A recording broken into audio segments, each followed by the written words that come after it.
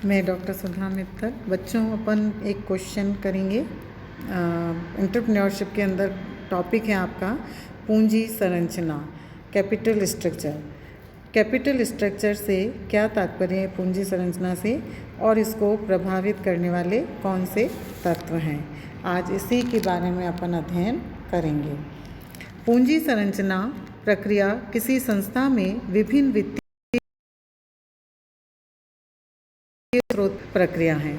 इसमें यह निर्धारित किया जाता है कि किसी संस्था के दीर्घकालीन वित्तीय आवश्यकताओं की पूर्ति में अंश पूंजी, ऋण पत्र व ऋणों आदि का कितना कितना उपयोग किया जाएगा। तो इस प्रकार से संक्षेप में पूंजी संरचना ऐसा कार्य है जिसमें निम्न दो बातें निर्धारित की जाती हैं। पहला, दीर्घकालीन पूंजी आवश्यकताओं की पूर्ति के लिए कौन कौन से वित्तीय स्रोत काम में लिए जाएंगे, और दूसरा, इन विभिन्न वित्तीय स्रोतों का किस अनुपात में उपयोग किया जाएगा। तो ये दो प्रकार के कार्य इसके अंतर्गत किए जाते हैं, और इन बातों को निर्धारित करना पूंजी संरचना को तैयार करना होता है। पूंजी संरचना को प्रभावित करने वाले विभिन्न घटक हैं, जिनको दो भागों में विभाजित कर सकते हैं। आंतरिक घटक, इंटरनल फैक्टर, वे तत्व जो किसी संस्था की विशेषताओं एवं परिस्थितियों से उत्पन्न होते हैं, आंतरिक घटक कहलाते हैं। यानी किसी संगठन की या संस्था के खुद के परिस्थितियों के आधार पर इंटरनल किसी प्रकार के परिस्थितियाँ उत्पन्न होती हैं, तो उसको इंटरनल फैक्टर के नाम से जाना जाता है। और ये जैसे कौन कौन से हो सकते हैं। व्यवसाय की प्रकृति, संस्था के व्यवसाय की प्रकृति पूंजी संरचना को सबसे अधिक प्रभावित करती है। यदि संस्था निर्माणी कार्यों में लगी हैं, यानी मैन्युफैक्चरिंग वर्क करती हैं, तो उसके पास मशीनें, प्लांट, मशीनरी, यंत्र, कारखाने आदि के रूप में पूंजी संपत्तियाँ होती हैं। इन संपत्तियों को बंधक रखकर ऋण प्राप्त किया जा सकता है। दूसरी ओर एक संस्था व्यापारिक क्रियाओं में लगी है, तो उनके पास कार्यशील पूंजी भी ज़्यादा ज़रूरत होगी। वे सीमित मात्रा में ऋण प्राप्त कर सकती है।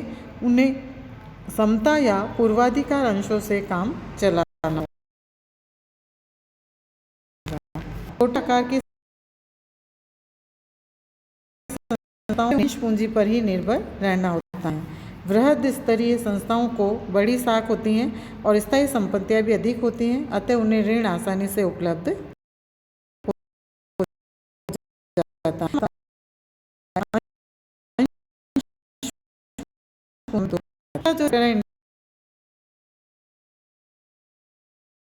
भावी आय नियमित प्रभावित करते हैं। तो ऋण पत्र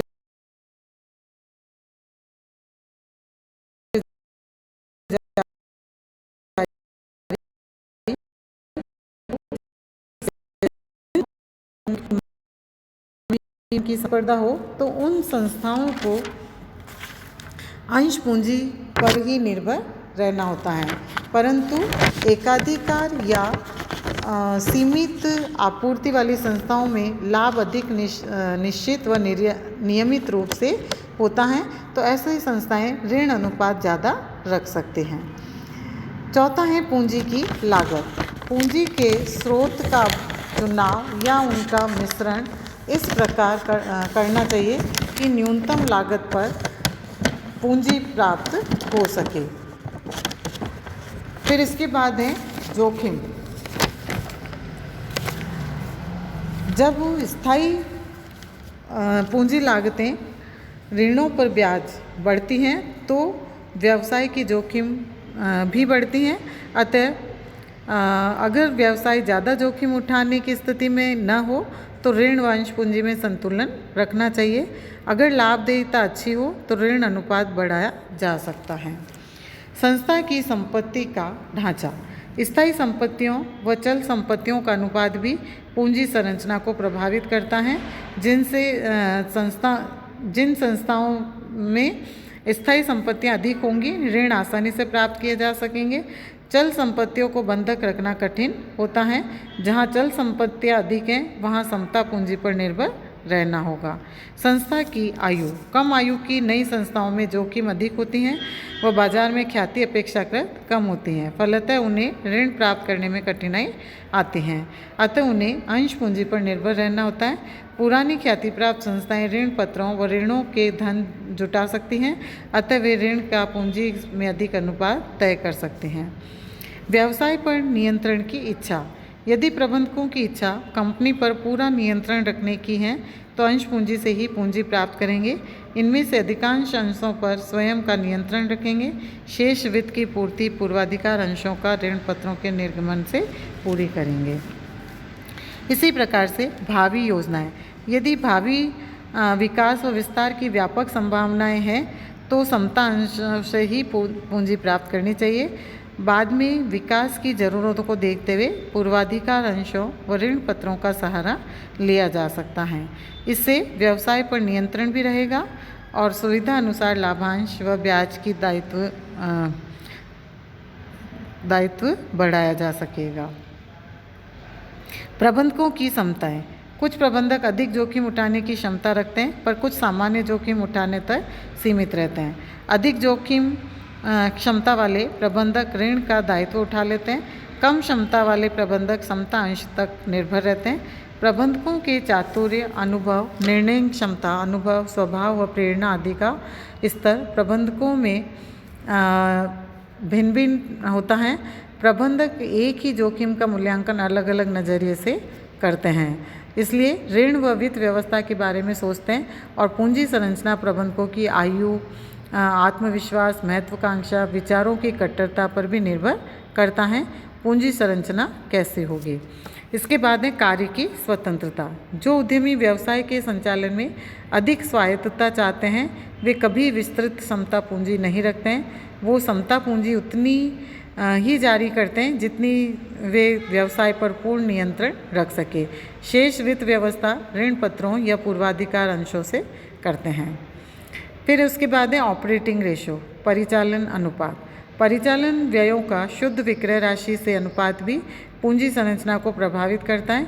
इसकी गणना के लिए बेचे गए माल की लागत व उस पर किए गए परिचालन व्ययों जैसे श्रम, प्रशासनिक व्यय, वितरण व विक्रय व्यय आदि के योग में शुद्ध विक्रय राशि का भाग देकर किए जाते हैं।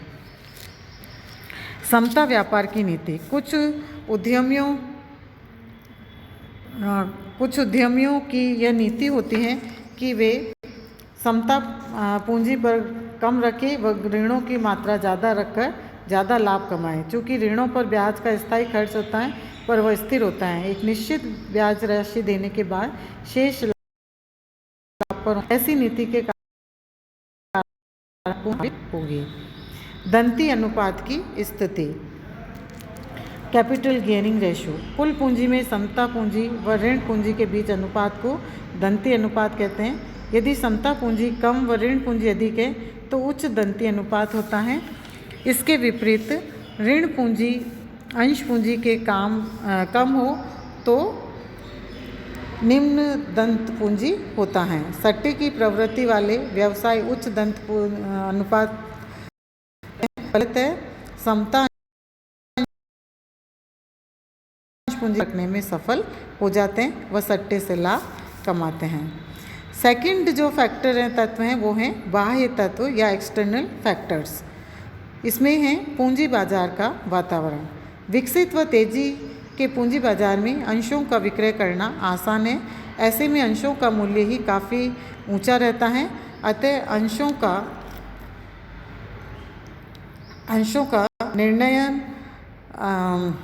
निर्गमन करना बहुत आसान रहता है। पर मंदी काल में अंशों का विक्रय करना कठिन होता है और पूंजी के लिए ऋण पत्रों पर निर्भर रहना पड़ता है। विनियोजकों की प्रकृति, यदि विनियोजक जोखिम उठाने क्षमता अंशों का निर्गमन आसान तो निश्चित चाहने वालों को करना उपयुक्त है। थी। ये संस्थाएं व्यावसायिक निर्धारित ऋण अनुपात अपने पर जोड़ के एक भाग को समता अंश पूंजी रखते हैं।